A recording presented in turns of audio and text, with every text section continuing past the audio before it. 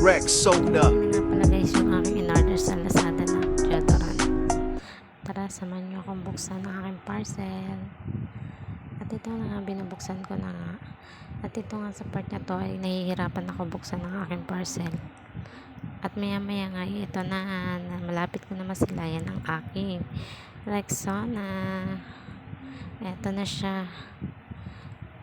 Legit naman siya guys kasi Rexona naman talaga yung dumating.